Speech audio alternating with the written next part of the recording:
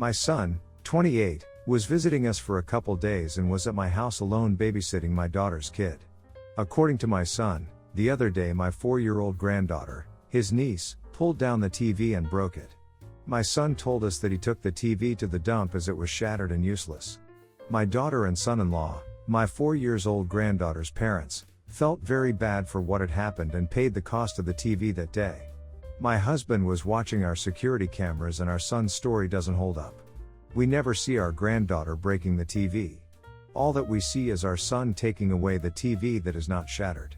We asked our son about this and he said that the security camera must have cut out the part that shows our granddaughter breaking the TV. Eventually I got a call from my son's girlfriend that lives with him. She said that she knew what was going on and felt guilty. She basically told us that our son had made up the story about the TV breaking and stole it and took it to their house to watch. I filed a police report and his girlfriend let the police into their house to get us our TV back. We do plan on pressing charges against him. He stole our TV and made my daughter pay for it. That is messed up on so many levels. Am I the idiot for pressing charges? Not the idiot at all. If you don't press charges, he'll think he can get away with stuff like this. Not cool.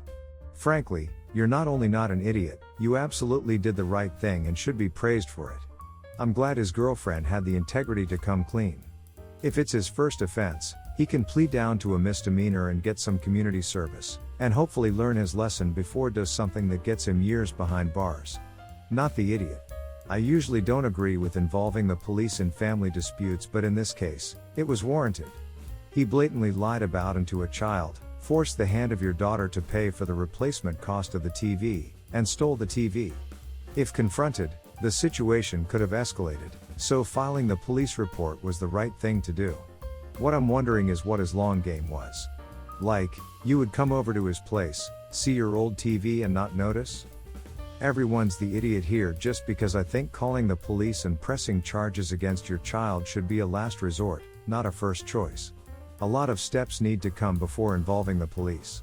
You clearly trusted him since he was alone in your home babysitting his niece.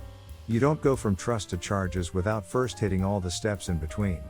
You know, talking, banning him from your home, insisting that he return your TV, that sort of thing. I'll preface this by saying that my husband's family and I don't get along, like at all. We're rarely ever on good terms, and for my mental health I decided to put distance between us. Especially after I was blamed for my most recent miscarriage, that happened 3 months ago. My husband can still see and visit them whenever he wants. For me, I don't attend any of their events, not even Thanksgiving nor Christmas. My husband's 30th birthday was 2 days ago. I planned to celebrate with him. I bought a cake and a gift, but he said that his family invited him to celebrate his birthday and he really wanted to go because the birthday parties his family throw are like no others. We had an argument over this, but he told me to wait for him till he finished celebrating there with his family, then we could celebrate together at home and eat cake. After he left I felt so terrible. I called him but he turned his phone off. I was so mad I took the cake and brought it to the living room and started eating from it. I ate the whole thing, not saving him a single piece. Guess I was so angry and it made me hungry. He came home and saw what I did and blew up, saying I did this to spiteful and to punish him for not ditching his family on his birthday like I wanted him to. I reminded him I paid for the cake, but he called me petty and nuts. He ranted and ranted, then said that he didn't get to eat cake at his parents' house because lots of kids were there and he didn't get enough cake, and what I did was 10 times worse. He's been upset with me ever since. Am I the idiot? There are so many red flags here I don't know where to begin. Your in-laws blame you for a miscarriage? I'm so sorry. If your husband isn't supporting you right now, he is the problem. It goes without saying that your in-laws are a massive problem. Then he throws a hissy fit about birthday cake after fighting and losing a different battle over a different cake with children?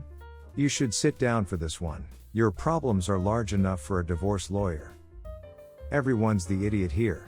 You, for assuming he wouldn't celebrate with his family and not communicating that you wanted to celebrate with him before checking about his family's big parties, which are apparently irregular, even throwing a tantrum when he did, then saying the cake you bought for him was your money. None of that is good behavior. Him, for choosing to celebrate with his family over you 3 months after a miscarriage, caring so much about a cake than what seems to be a serious gaping wound in your marriage. Hate to say it, but unless you all get to work ASAP fixing things, this relationship seems pretty much over, and it's nothing at all to do with this cake.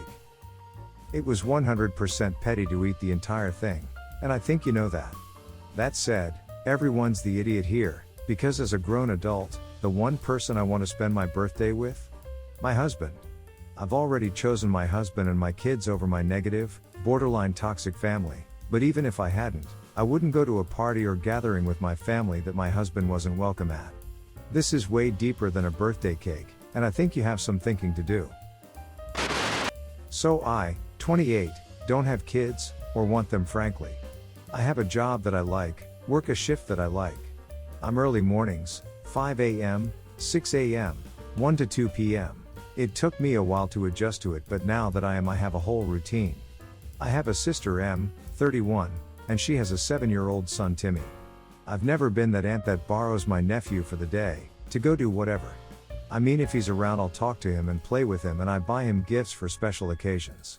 I have friends that'll take their nieces/nephews a few times a month and go to movies, different events, take them shopping and spoil them. That's never been me. Well, M called me Sunday and asked if I could take Timmy to school in the mornings for a while. I said, what? No, I work early in the morning. She said, but didn't you say you could go to second shift if you wanted to? I can. But I don't want to. Apparently Timmy's dad Ryan has to work third shift for a while, and M doesn't want him driving Timmy to school after working because he'll be tired. Our parents can't because they work. Ryan used to work second shift and would take him to school, then M would pick him up. M works 6 to 2 but has a 30 to 45 minute commute.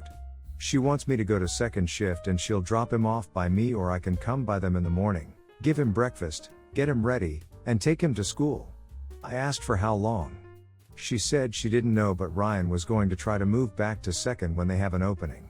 So could be a month, could be a year.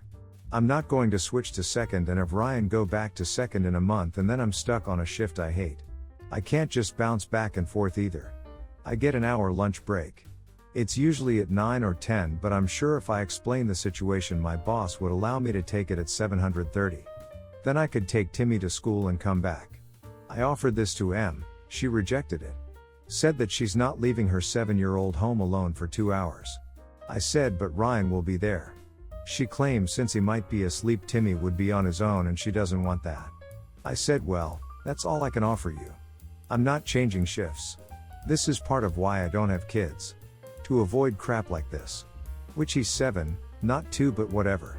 M went running to our mom, and my mom says I should be more willing to help my sister, and it'll give me the opportunity to spend time with Timmy. Family sacrifices for each other, and M might have to find a different job because I'm being stubborn. Am I the idiot for refusing to switch shifts? Not the idiot. You have learned something though. You need to put family on an info diet. This happened because you talked about the ability to switch shifts. You don't want to do that. Your job is important to you. You like your shifts, but you told them you could switch. You are not the idiot, but you should have shut things down by saying that's not an option. Instead, you said that you could switch if you wanted, but you don't. That's guaranteed to harm relations in this situation. Hell no. Do not rearrange your life to accommodate your sister. You are not required to set yourself on fire in order to keep others warm. Not to mention, the second shift is bad and you're happy with your schedule. You're allowed to be happy. You also chose a child-free life, and now she wants you to upend your lifestyle to make her life choices easier. Not the idiot. It's extremely entitled and selfish of her to ask this of you. Not the idiot. I don't understand why parents feel entitled to other people's time, and I'm a parent. Not your kid, not your problem. Nobody is obligated to help with someone else's child. No matter the relationship. If it's that serious, daycares are available, or she can look into private transportation, or she needs to see if her son's school has a program where she can drop him off before school starts. I'm a single dad and have been for about 9 years now. My daughter is 13 and is the single greatest thing to ever happen to me. About a week ago she said that this boy in her class wanted to know if she would be up to grab pizza on that Saturday. We don't really do anything for Thanksgiving, so, logistically it worked out. She agreed to it. When she told me about this, I said that I wanted to meet this guy. She immediately got annoyed and asked why. I said that if a guy is asking my daughter out, I just want to be able to put a face to a name. I promised her it was not going to be some goofy dad interrogates boyfriend and acts all scary shtick. I told her to tell him I wanted to meet him and just say hi. She tells me she's told him. Saturday comes and I see her heading towards the door. I tell her to hold up and ask where her date is. She says he's outside and that they're going to bike ride to the pizza place. I ask why he's not coming to the door. She first tells me he's nervous and doesn't know what he'd say to me. I told her that, nice to meet you is a good start. Her story changes and she tells me he just doesn't see why I have to meet him. I reiterate my why to her and ask her to go get him. She breaks down and tells me that she lied to me. She never told him I wanted to meet him because she thought it was stupid that I wanted to meet him. I told her to text him that the date was off. She said I wasn't allowed to do that. I asked her again to tell him. She started getting teary-eyed, texted him, told me I was mean and that she hated me and went to her room. When I told my sister what had happened, she thought I was in the wrong and said I should have let my daughter go on the date. Am I the idiot? Just so you are aware, everyone's saying that you shouldn't casually meet who your 13 years old child is hanging out with, date or not. These are the folks you want to be wary of. If this friend refused to meet you, or your child refused to let you say hello, then your parent instincts were correct. Wow, can I just say wow the people on here. This is a scary thread. Welcome to teenage years. Buckle up, it's gonna be a bumpy ride. I let my kids know early on that I wasn't the cool mom and that their health and safety would never be negotiable. That included meeting the parents if there was a house party. Mom, you're embarrassing me. Me, that's my job. Not the idiot. She is a child. If he was outside, even if she hadn't told him, maybe she could have allowed you to walk her out and introduced yourself. However, it's possible she was lying about her age to this person if she didn't want you to meet them. Your request sounds more than reasonable for what I'd let my kids do at 13. Dang. I don't even know if I'd let my kids go anywhere alone at that age.